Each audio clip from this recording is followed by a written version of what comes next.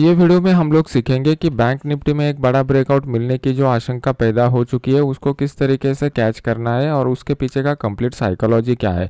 तो सबसे पहले स्टार्ट करते हैं बैंक निफ्टी का एनालिसिस। अभी आप ब्रेकआउट कैच करने के लिए दो तरीके के ट्रेडिंग स्ट्रैटेजी को यूज करते हैं।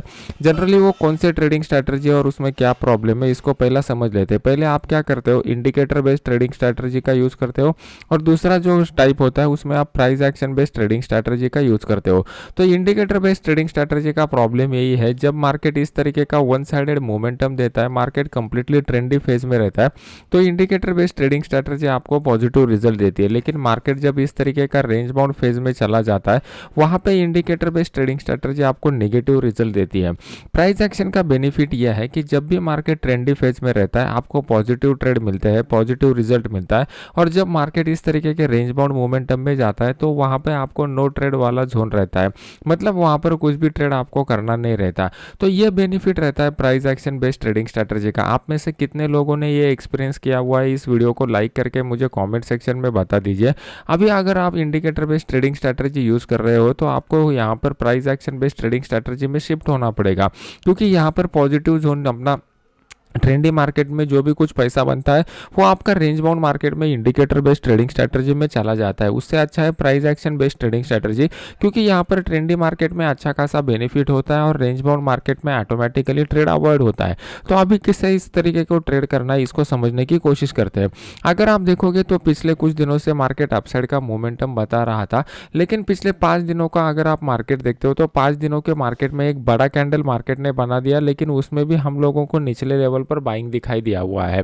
अगर आप यहाँ पे पिछले 3 दिनों का मार्केट देखते हो तो 3 दिनों में भी हम लोगों को लोअर लेयर से बाइंग आता हुआ छोटा मोटा दिख रहा है। अभी यहाँ पर मार्केट में बड़ा पोजीशन इनिशिएट नहीं हुआ, क्योंकि बड़े प्लेयर जो है वो एक ट्रिगर के लिए वेट कर रहे थे। उनके हिसाब से ट्रिगर मार्केट में कौन सा आना चाहिए था, जो रिजल्ट सीजन चल रहा है वो ट्रिगर हम मार्केट में वेट कर रहे थे। पहले अगर बैंक निफ्टी के कंपैरिजन में ही हम लोग देखेंगे तो एचडीएफसी बैंक के रिजल्ट हम लोगों को एक्सपेक्टेड थे, फिर नेक्स्ट जो था वो आईसीआईसीआई बैंक के रिजल्ट एक्सपेक्टेड थे। तो यहाँ पे दोनों रिजल्ट अभी आ चुके हैं और यहाँ पे हम लोगों को क्लियर कट इंडिकेशन हो रहा है कि ये रिजल्ट में कुछ भी एक्स्ट्रा ऑर्डिनरी नहीं आ रहा है, मतलब कुछ बड़ा पॉजिटिव सिग्नल नहीं आ रहा है, कुछ बड़ा नेगेटिव सिग्नल नहीं आ रहा है, मतलब align to the market information ये रिजल्ट आए हुए हैं। तो अभी यहाँ पर मार्केट में अगर ब्रेकआउट मिल जाता है तो बढ़िया अपसाइड का मोमेंटम हम लोगों को देखने को मिल सकता है।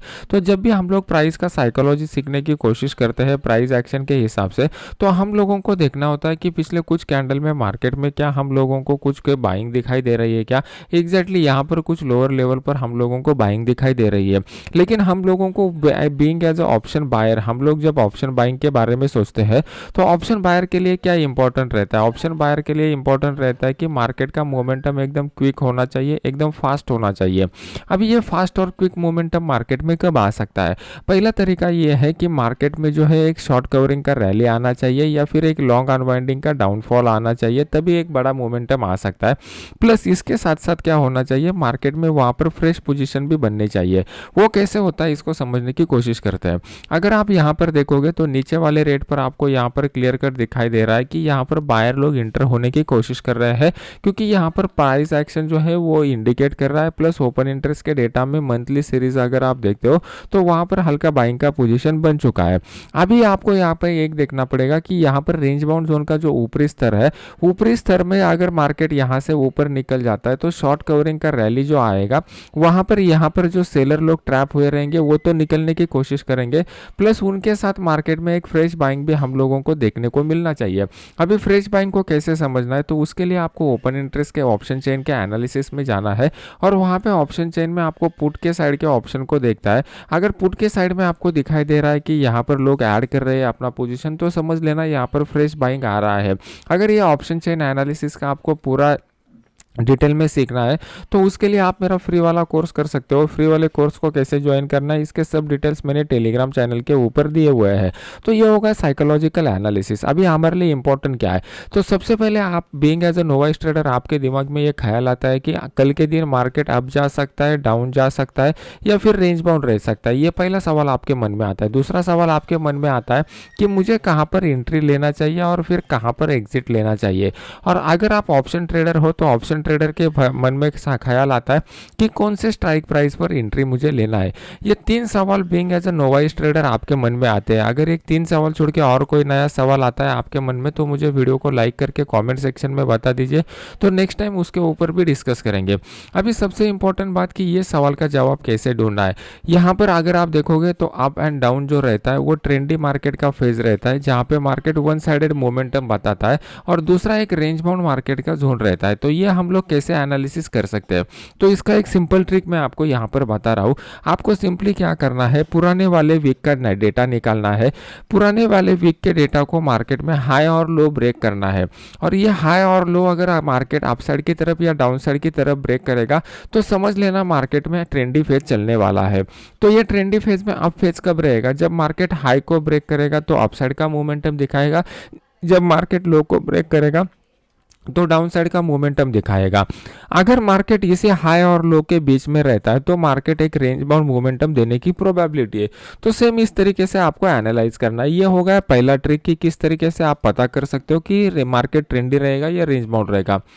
सेकंड ट्रिक आपको क्या करना है कि मार्केट में यहाँ पर आपको देखना है कि कहाँ पर एक प्राइस एक्शन के हिसाब से एक जोन बन रहा है। यहाँ पर अगर आप देखोगे तो मार्केट में ऊपर की साइड में एक रेजिस्टेंस का लेवल बन रहा है, नीचे की साइड में एक सपोर्ट का लेवल बन रहा है।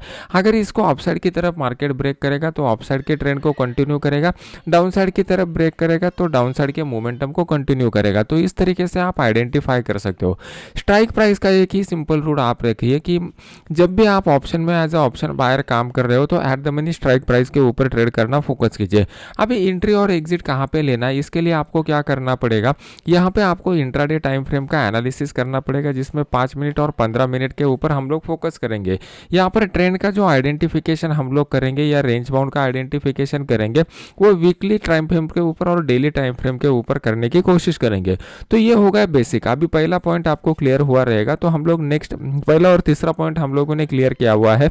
अभी ये एंट्री के पॉइंट के ऊपर हम लोग चले जाते हैं। तो एंट्री में आपको क्या करना पड़ेगा, 15 मिनट चार्ट के ऊपर आना पड़ेगा। 15 मिनट चार्ट में हम लोग क्या करेंगे, इंपॉर्टेंट रेजिस्टेंस और सपोर्ट जोन को यहाँ पर मार्क करेंगे। अभी यहाँ पे आपको दिखाई दे रहा है कि ऊपर की साइड में एक इंपॉर्टेंट रेजिस्टेंस जोन निकल के आ रहा है। क्यों निकल के आ रहा है, क्योंकि अगर आप देखोगे तो इसको मार्केट ने 3 बार ऑलरेडी टेस्ट किया हुआ है। मतलब ये 42,360 का जो लेवल है ये एक इंपॉर्टेंट रेजिस्टेंस लेवल है। अगर मार्केट इसके ऊपर निकलता है तो हमारे लिए अपसाइड का मोमेंटम ओपन हो सकता है, जो मार्केट को 150 पॉइंट का अपसाइड का मोमेंटम दिखा सकता है। तो उस केस में हम लोग क्या करेंगे, 42,400 का जो कॉल है वो 42,400 के कॉल को यहाँ पर बाय कर सकते हैं। इसका जो स्टॉप लॉस निकल के आएगा एक 60 से 70 पॉइंट का स्टॉप लॉस यहाँ पर लगा देंगे। यहाँ पे एक पॉइंट के ऊपर आपको फोकस करना है कि मान लो कि मार्केट फ्लैट ओपन होता है और फ्लैट ओपनिंग के बाद लंबा डिस्टेंस ट्रैवल करता है मार्केट, मतलब 42,100 से लेके 42,360, मतलब ऑलरेडी अगर मार्केट यहाँ पे 150 पॉइंट का मोमेंटम करता है और फिर उसके बाद ब्रेकआउट देता है तो वो ब्रेकआउट के ट्रेड को हमको नहीं लेना है। हमारे लिए इंपॉर्टेंट क्या है, ये 42,360 का जो लेवल है ये किस तरीके से ब्रेक होना चाहिए। यहाँ पर मार्केट एक तो गैप अप के साथ ओपन होना चाहिए, फिर ब्रेकआउट देना चाहिए, ये पहला कंडीशन, या फिर मार्केट यहाँ पर लंबा डिस्टेंस ट्रैवल करके आने के बाद यहाँ पे कंसोलिडेट होने के बाद ब्रेकआउट देना चाहिए। ये सेकंड क्राइटेरिया। ये 2 क्राइटेरिया अगर फुलफिल होता है तभी ये ट्रेड लेने में मजा है। नेक्स्ट, सबसे बढ़िया अपॉर्चुनिटी आपको कब मिलेगा, सबसे बढ़िया अपॉर्चुनिटी आपको मिलेगा अगर मार्केट जो है वो आने वाले वीक में 42,500 का जो लेवल है ये 42,500 के लेवल के करीब मार्केट यहाँ पर सस्टेन होता है। तो इसके पीछे का रीजन क्या है, पहली बात यह है कि 42,500 का जो लेवल है ये ओपन इंटरेस्ट की डेटा के हिसाब से अगर आप देखोगे तो यहाँ पर कॉल के साइड में one of the highest open interest यहाँ पर डेवलप हो चुका है। प्लस अगर आप देखोगे तो यहाँ पर जो एक बड़ा डाउनफॉल आया था उसके बाद मार्केट यहाँ पर कंसोलिडेट होगा, तो ये इस डाउनफॉल में जितने भी लोगों ने सेल के पोजीशन बना के पैसा कमाया रहेगा वो लोग क्या करेंगे, यहाँ पर इस रेंज बाउंड जोन में मार्केट में सेल के पोजीशन इनिशिएट करेंगे और फिर यहाँ पर उनका स्टॉप लॉस जो लगा रहेगा वो इस लेवल के ऊपर का लगा रहेगा। और जैसे ही मार्केट यहाँ पर उस लेवल के ऊपर जाएगा ये लोग ट्रैप हो जाएंगे और उनकी वजह से क्या हो जाएगा, जैसे ही मार्केट ऊपर सस्टेन करने लगेगा उनको मार्केट से निकलना पड़ेगा। तो इसकी वजह से क्या हो जाएगा, 42,500 के ऊपर एक शॉर्ट कवरिंग का बड़ा रैली देखने को मिल सकता है, जहां पे हम लोग 42,500 के कॉल को यहां पर बाय कर सकते हैं। उसका जो स्टॉप लॉस रहेगा वो स्टॉप लॉस 60 से 70 पॉइंट का हम लोगों को लगा देना है और टारगेट जो रहना है वो ट्रेलिंग स्टॉप के साथ इसको यूज करना है। अभी इंपॉर्टेंट बात, बहुत सारे लोग क्या करेंगे, यहाँ पर ट्रेड आइडेंटिफाई करने की कोशिश करेंगे। जब तक आप मार्केट में ट्रेड आइडेंटिफाई करने की कोशिश करोगे तब तक आप प्रोफेशनल ट्रेडर नहीं बन पाओगे।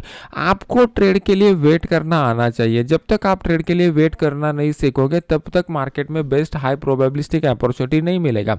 अभी बहुत सारे लोग क्या करेंगे, यहाँ पर ट्रेंड लाइन डाल देंगे। मान लो कि यहाँ पर दो मिल रहे हैं, लो मिल रहे हैं ना, इस ट्रेंड लाइन को इस तरीके से ड्रॉ करेंगे, जैसे ही नीचे आएगा यहाँ पर सेल का पोजीशन इनिशिएट कर देंगे। तो यहाँ पर एक सिंपल ट्रिक मैंने आपको ऑलरेडी बता दिया है कि ट्रेंड लाइन का इस्तेमाल आपको सिर्फ और सिर्फ ट्रेंडी मार्केट में करना है। और जब भी मार्केट रेंज बाउंड रहता है तो हम लोगों को सपोर्ट रेजिस्टेंस लेवल का ही यूज करना है। तो यहाँ पर हम लोगों ने डेली चार्ट के ऊपर एनालिसिस करके डिसाइड किया हुआ था कि यहाँ पर डेली चार्ट के ऊपर कंप्लीटली रेंज बाउंड मार्केट बना हुआ है, तो लेवल ब्रेक का हम लोगों को वेट करना पड़ेगा, तभी बेस्ट अपॉर्चुनिटी मिलेगा।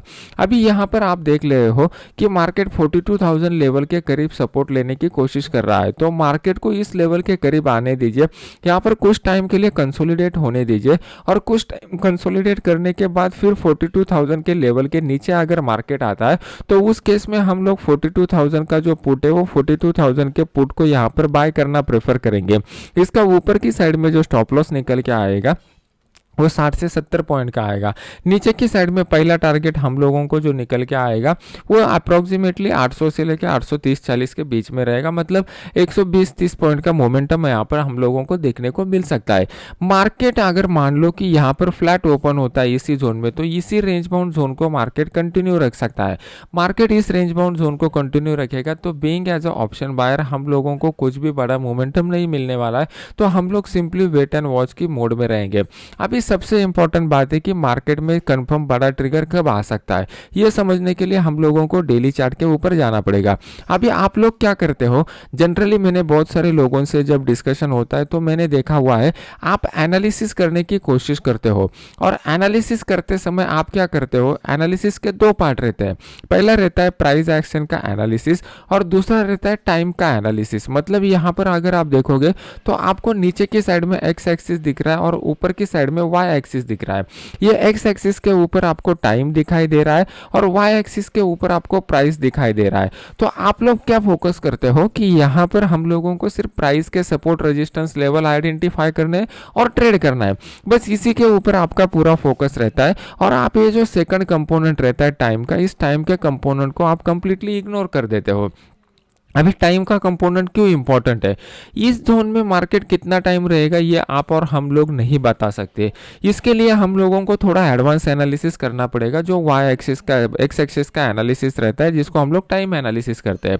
अभी मार्केट ये रेंज बाउंड फेज कब ब्रेक करेगा, मार्केट को फंडामेंटली जब कोई ट्रिगर मिलेगा तब जाके मार्केट इस रेंज बाउंड फेज को ब्रेक करने की सबसे हाई प्रोबेबिलिटी रहती है। अभी फंडामेंटल ट्रिगर को कैसे आइडेंटिफाई करना है इसको समझने की कोशिश करते हैं। अभी प्राइस एक्शन का एनालिसिस से हम लोगों ने पता चल लिया कि मार्केट रेंज बाउंड जोन में रहने वाला है। तो ये फंडामेंटल एनालिसिस को हम लोगों को करने का तरीका यह है कि सबसे पहले आपको मार्केट में कुछ न्यूज़ को फॉलो करना पड़ेगा।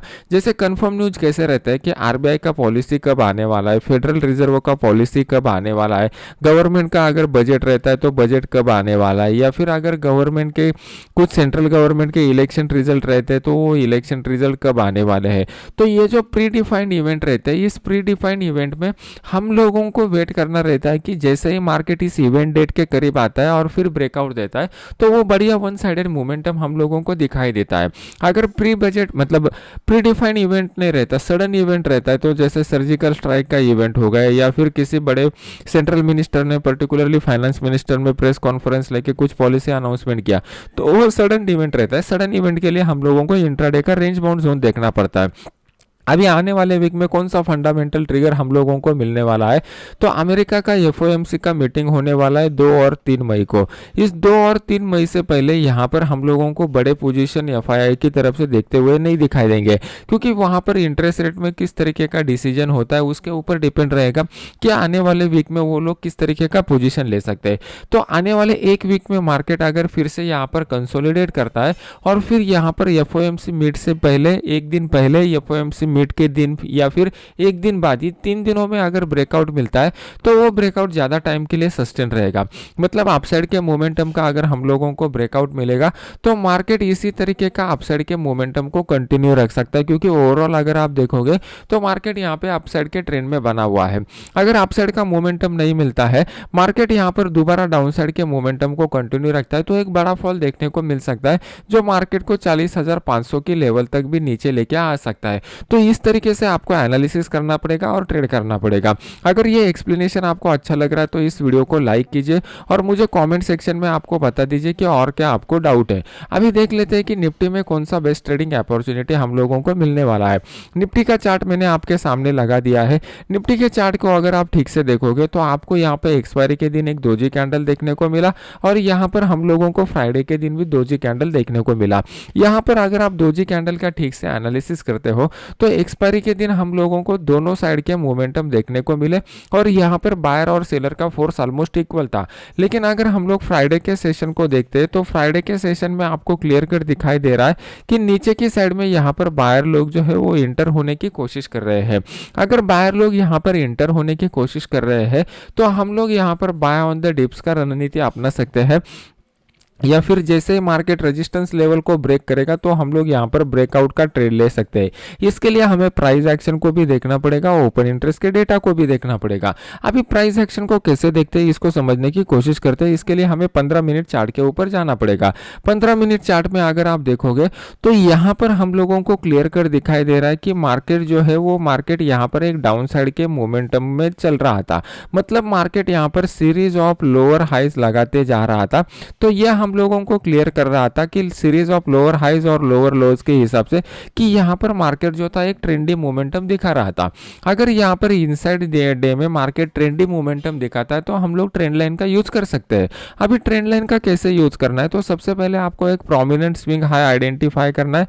एक प्रोमिनेंट स्विंग हाई को इस तरीके से आपको ज्वाइन करना है। अगर आप देखोगे तो इस लो को मार्केट हाई को मार्केट ने पहली बार, दूसरी बार और तीसरी बार यहाँ पर टच किया हुआ है। तो कल के दिन मार्केट यहाँ पर कहीं खुलता है और इस लेवल को अपसाइड की तरफ ब्रेक करता है तो हम लोग क्या करेंगे, यहाँ पर 17,600 का जो कॉल है वो 17,600 के कॉल को कम क्वांटिटी के साथ यहाँ पर बाय करने की कोशिश करेंगे। इसका जो स्टॉप लॉस निकल के आएगा, यहाँ पर जो भी कुछ स्विंग लो बनेगा वो हम लोग स्टॉप लॉस की तरह यूज करेंगे। यह हमारा टारगेट नंबर 1 निकल के आ रहा है और ये हमारा टारगेट नंबर 2 निकल के आ रहा है। अभी मैंने आपको यहाँ पर बताया कि क्वांटिटी हम लोग जो है वो यहाँ पर क्वांटिटी कम यूज करेंगे। क्यों क्वांटिटी कम यूज करेंगे, क्योंकि यहाँ पर हम लोगों को ऊपर की साइड में मल्टीपल रेजिस्टेंस लेवल फेस होने वाले हैं, इसलिए हम लोग क्वांटिटी यहाँ पर कम यूज करेंगे। अगर आप देखोगे तो यहाँ पे एक बड़ा फॉल देखने को मिल चुका है, तो इस बड़े फॉल की वजह से हम लोगों को क्या करना पड़ेगा, यहाँ पर ये बड़े फॉल की वजह से रेजिस्टेंस लेवल मिलने वाला है तो कम क्वांटिटी के साथ ट्रेड करेंगे। मार्केट में एक बड़ा फॉल हम लोगों को कब देखने को मिल सकता है, तो उसके लिए दोबारा हमें डेली चार्ट के ऊपर जाना पड़ेगा।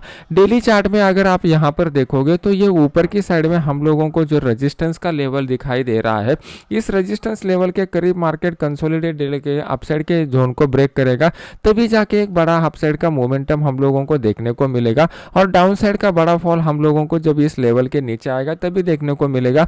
और इन बिटवीन अगर मार्केट रहता है तो रेंज बाउंड देखने को मिलेगा। जैसे कोई बेस्ट अपॉर्चुनिटी डेवलप हो जाएगा अपने इस फ्री वाले चैनल में मैं आपको अपडेट कर दूंगा, जिसका लिंक वीडियो के नीचे डिस्क्रिप्शन बॉक्स में मैंने डाला हुआ है। तो मिलते हैं नेक्स्ट एजुकेशनल वीडियो में। Thank you very much.